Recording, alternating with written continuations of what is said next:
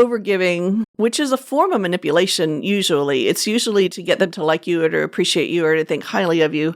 It sometimes can be hard to tell what's appropriate giving and what's overgiving. And once again, as moms and caretakers, we tend to overgive. Welcome to Becoming Virtuosa, the podcast that encourages you to become your best virtuosa self. Each week, Dr. Susan Crockett goes where the scalpel can't reach, exploring conversations about how to be, heal, love, give, grow, pray, and attune. For the first time ever, she's bringing the personal one-on-one teaching that she shares with individual patients to you on this broader platform. A weekly source of inspiration and encouragement designed to empower you. By evolving ourselves as individuals, we influence and transform the world around us. Please help me welcome board-certified OB/GYN specializing in minimally invasive GYN surgery, internationally in the top 1% of all GYN robotic surgeons, a certified life coach, and U.S. News top doctor, your host, Susan A. Crockett, MD. Welcome back to the Dr. Crockett Show. I am your host, Dr. Susan Crockett. I'm a board-certified OB/GYN in San Antonio, Texas, and I specialize in minimally invasive GYN surgery, which is, in layman's terms, robotic surgery. But this show is all about going where the scalpel doesn't reach. I'm also a certified life coach, and in this show, the Dr. Crockett Show, we're bringing you all the conversations that I have with my patients, and I have a curriculum. I have some order and schedule in how I'm doing this. There is a method to my madness. Today we are talking about the fourth part of our curriculum. It's the fourth of the 7 seeds behind me, and it's give. Yay! It's my favorite topic. I love giving. One of my love languages, my primary love language actually used to be giving. So for those of you who haven't caught the other seed shows, we've put them in a special playlist for you on my YouTube channel. Please go back and watch the ones about, there's an intro one, and then this one is B, that's about self-care. This one is heal, which is about fixing things that are broken. The pink one is love, of course. Today is green for give because, well, money. Kind of is obvious, right? But we're going to talk a lot more about giving other than money. And no, I'm not going to ask for your money or anything else. I'm not selling you anything. The light blue one is grow. The teal is pray. And the dark blue is attune. As we're getting deeper into these seeds in our curriculum of what we're teaching, what we're starting to see are things moving from being self-centered, which is the very beginning, to seeds that are interactive with others. And that is what give is. The definition of giving is to freely transfer the possession of something from yourself to somebody else. So when we're thinking about this in comparison to some of the other seeds, this seed is actually one of the first ones where we're taking something and transferring in between two people. It requires empathy. It requires understanding the other person and their situation, putting yourself in their shoes, and then figuring out what it is that they may need that you can help them with. So this interactive love with tangibles is kind of how I think about giving in general. What are some examples of giving in your life? I already talked about the first obvious one is money, but also what about time? How you give of yourself and your time is literally giving your life source to other people. How do you give service? What do you do for other people? What is the transfer of your energy or the things that you can help people with? What are the words that you give to people? Words have so much power. That's really an intangible, isn't it? Your words convey so much meaning, and what you give people through your words, whether good or bad, helpful or not, is something that we need to really be aware of when we're thinking about speaking. When we're speaking, we're not just talking for blah, blah, blah, blah, blah. We're actually giving of our thoughts and our soul in a transference to the other people around us. Like right now, I'm giving you my thoughts about give. It is literally, I'm creating and giving this talk to you through YouTube, which is really cool. And you're giving me your attention and watching it, and hopefully good thoughts and comments below. Don't forget, I'd love to have some comments from you about our show and what you want to see and what we're doing here. The other thing of being an OB/GYN that seems really obvious is the gift of life. So when we talk about giving life to someone, it can be anything from giving them life-saving blood for a transfusion. Please, if you are an eligible donor, please don't forget to donate blood. We are currently in shortages all across the United States, and that is always a very worthy gift. The gift of life could be from an organ transplant. In Texas, we have the ability to note on our driver's license if we are in an accident, if we are an eligible donor for transport, to give somebody literally a new heart or a new organ that they need if they're failing. As mothers, we give life. We grow life inside of us. We give our bodies to our kids, our husbands, to everyone around us. We give and give. That's part of what we do as moms, but we're literally giving an unborn baby our nutrition, our emotions, our love, and giving them the incubator to grow until they can be born and have their own life independent of us. Is literally what giving birth is. And I thought that was kind of fun to think about as I was creating this segment for you guys. So what you might notice when I'm talking about all these things is I'm talking about them in terms of things that are freely given. So let's talk a little bit about what giving is not. It's not giving if you're being manipulated into transferring something from yourself to somebody else. It's not giving if you're doing it as a codependent. That term took me a long time to understand, but a codependent is somebody who is behaving in a way to appease another person. A codependent means they are not acting on their own thoughts or their own emotions. They are looking at external circumstances, usually a person or a partner, and they are adjusting what they are giving in the means of their emotion, their love, their time. They're adjusting it to that other person. They are codependent. They are dependent on that person outside of them. That is not giving. That is not freely transferring possession of something. That is doing it to get an end result. It's not coerced. If somebody is twisting your arm to give money, that's coercion. That is not gift. That's not a gift. If somebody's coercing you to, provide your time or your service or to say a specific thing or act a certain way, that's not giving. That's not freely transferring possession of yourself or your physical objects to somebody else. Another type of thing that is not giving is something that happens really commonly in families these days that I'm seeing generationally, and that is our grandparents grew up in the Depression era where there was scarcity mindset. There were not a lot of things to be had. And so they grew up taking very good things of the few things that they had, and they became very valuable to them. And they passed these things on, like furniture, heirloom jewelry, china, silver, pianos, whatever, sewing machines. They passed their household objects down to our parents' generation.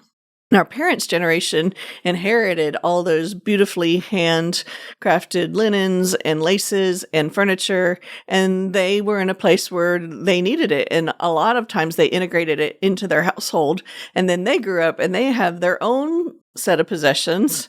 And then what happened to my generation is all of a sudden we see something that's very quickly becoming hoarding, which is when families have attached such meaning to the objects that they're gifting to the next generation, that the next generation feels obligated to keep those objects because it's not just a table, it's grandma's memory. And that there's an attachment that's coerced to that thing that the person that's on the receiving end may or may not feel.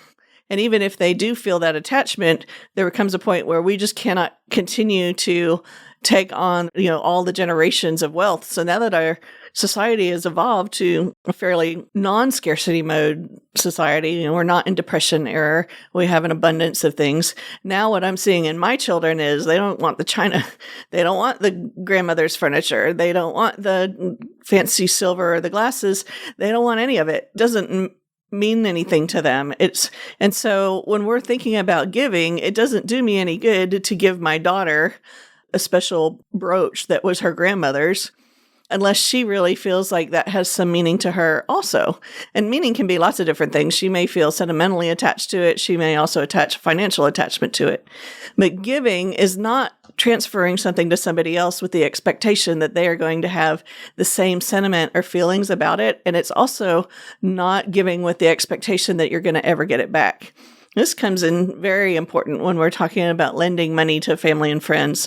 One rule that I've always followed is if I'm going to give somebody some money, if they ask me for a loan or for money, one thing that I do is if I'm giving it, I'm not attaching an expectation for it to come back. I'm giving it freely to them. And if they're able to at some point repay it, that's really honorable and wonderful. And that's definitely part of the discussion up front.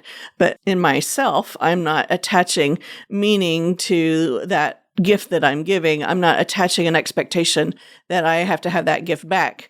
And once I've given something to somebody, whether it's a piece of furniture or a special gift that I picked out for them, what they do with that gift is also none of my business.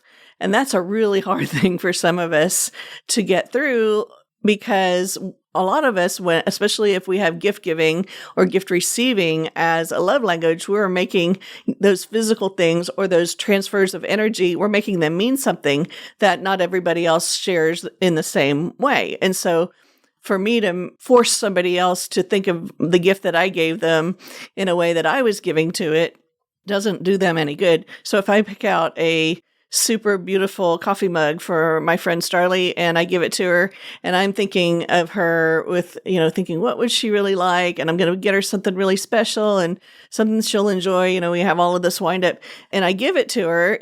Most of the time when we are given a gift like that, we show appreciation.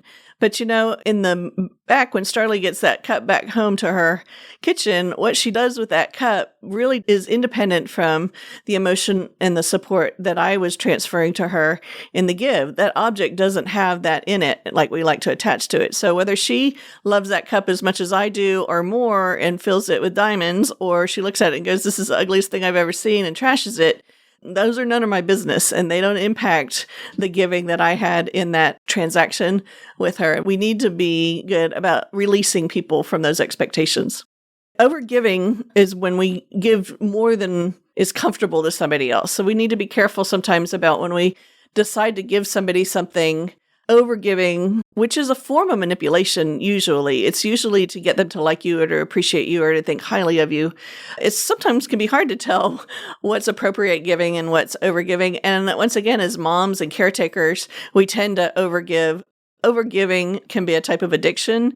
It can also be a scenario where we are giving despite it not being healthy for us. So, for instance, if I only have $100 in my bank account, and I have to give somebody $90 of it, and I only have $10 left for myself, and that's not enough for me to have food for the next week, that would be an example of overgiving.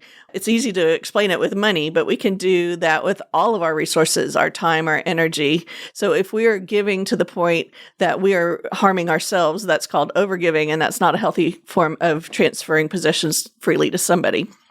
Now, overgiving is a little different than over-delivering, and I just want to mention that. So when we talk about creating services for other people or creating content for people or whatever we're doing in our lives, there's this idea of over-delivering, and this is a really cool way of giving.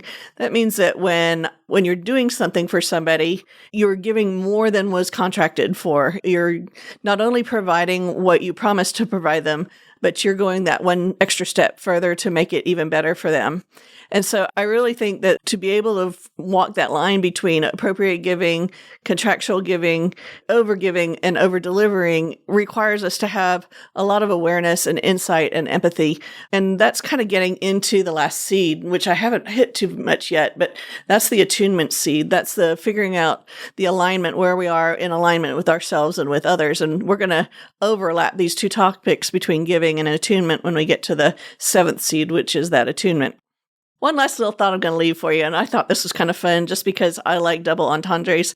That's when a word or a phrase means two things. Like one of the phrases we use here on the Dr. Crockett Show is love draws a bigger circle. It has a double meaning. So love draws a bigger circle. It's always more inclusive. It's always increasing its capacity to love and provide that emotional support in this world, but it also, so it draws a bigger circle in that it's always looking to be more inclusive, but it also draws a bigger circle. When you practice love, you're also attracting more of that. So it's drawing a bigger circle of friends and a bigger circle of influence.